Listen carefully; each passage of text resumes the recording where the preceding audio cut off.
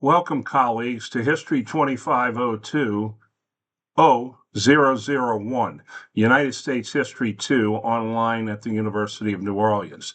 My name is John Fitzmaurice, and I shall be your professor for the spring semester of 2026. This course is a survey of the history of the United States from 1877 until the present day.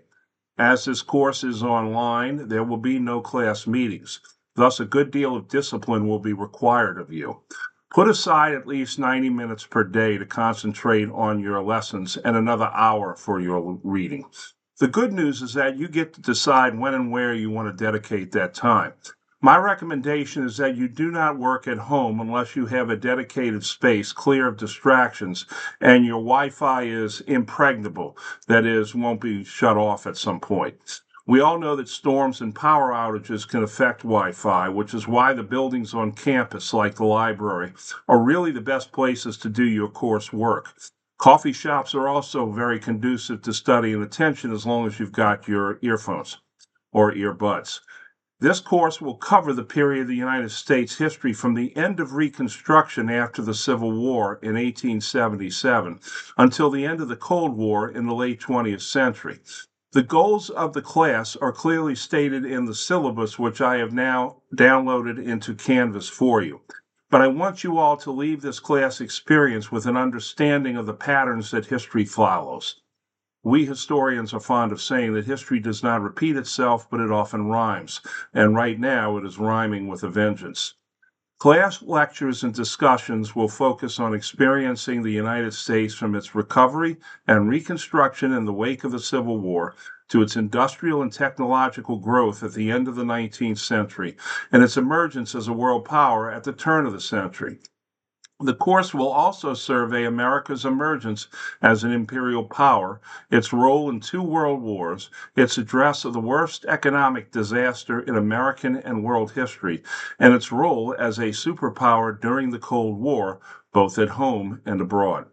The course will then study the consequences of the Cold War and the United States' place as the remaining superpower in the world. Finally, the course will scrutinize the political course of the nation as it became dominated by a two-party system and the role of race in both the social and political life of America. The first thing that I want is to draw your attention to the course syllabus. While I do not plan to go over every aspect of the syllabus with a fine-tooth comb, that is for you to do. I do want to summarize and highlight some of the more salient expectations in it. You will see at the beginning of the syllabus the course description and the standards and benchmarks. Those are, in short, what I expect you all to have a working understanding of by the time you finish this course. However, what it all boils down to is this. I do not want any of you all to become YouTube sensations when someone sticks a camera and microphone in your face on the street and asks you a basic question about United States history. Make it so that your video clip is cut and on the editor's floor, because there are far too many people out there who have no understanding of this country's history and its people, and right now one of them we call Mr. President. As this is an internet course, the instructional methods will be traditional, but offered in a non-traditional manner. I shall post YouTube presentations on Moodle weekly. Students are required, that's Canvas Weekly, Students are required to access the information on that weekly basis also. Ostensibly, in an internet class, the vital aspect of classroom discussion is limited. However, those students wishing to discuss the class lesson online or even in person are welcome to do so.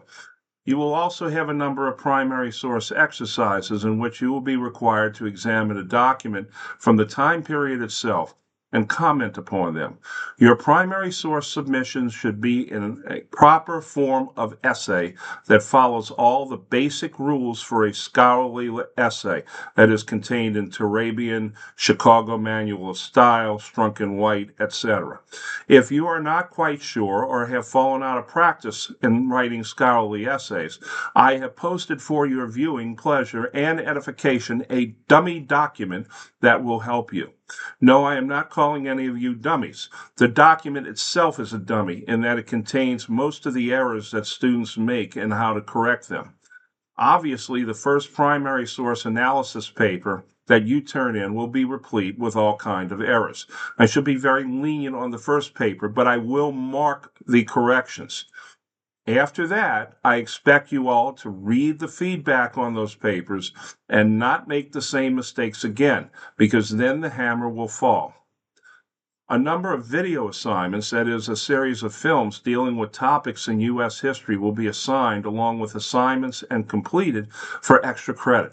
I strongly suggest you take advantage of the extra credit assignments. Don't be waiting until the end of the year to be wondering about extra credit, because you won't have any left by then. I shall communicate with you through your UNO email account. You shall communicate directly with me through my UNO account. Under no circumstances will I send class-related emails directly through your personal email accounts. Check your UNO accounts regularly, that is once a day, for important information. Grades. Federal law prohibits the dissemination of grades via email or to third parties, that is, parents or friends. You can track your grades in part through Canvas throughout the semester. Please do so to avoid last-minute surprises. This is the part of the syllabus many students ignore to their own detriment. I have placed your course syllabus on the class Canvas page, as well as I will be sending you all a copy via email. I shall try to stick to the dates on the syllabus as much as possible, but I assure you that any changes I make to the dates will be in such a way that gives you more time to complete your assignments, not less. Please make sure you go over every part of the syllabus and then turn in a copy to me on the Canvas portion, the signed back page of the syllabus, no later than Thursday, February the 12th, 2026. Please, please, please make sure that you read the entire syllabus before turning in the sheet. Course textbooks. You have 2 books that you need for the course. The textbooks is American Stories, Volume 2. It is a mandatory online book. I think you can get an optional hardcover book through the bookstore. You get it through your Follett access, and that is on Canvas as well. As soon as you finish this video, make sure that you are able to access the online textbook through the Follett portal that I have on Canvas. There are assignments in the textbook that you are required to begin this week, so get to it. Those of you who made the purchase from the bookstore, you receive a code from the bookstore. That is the way in which you access the book. If you have a problem with funds, that is no reason not to get the book. I believe that there is a 14-day free trial. But if you do not have the funds after the 14-day free trial, please let me know immediately. We here at the History Department can assist you in continuing your textbook until your funds arrived. The second book you need to obtain is Flyboys by James Bradley. Bradley's father was one of the 6 men who raised the American flag on Iwo Jima in World War II.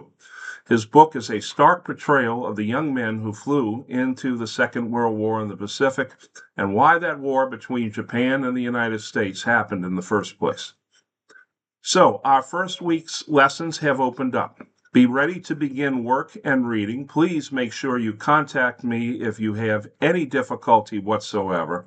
Good luck to you all, and may the odds be ever in your favor.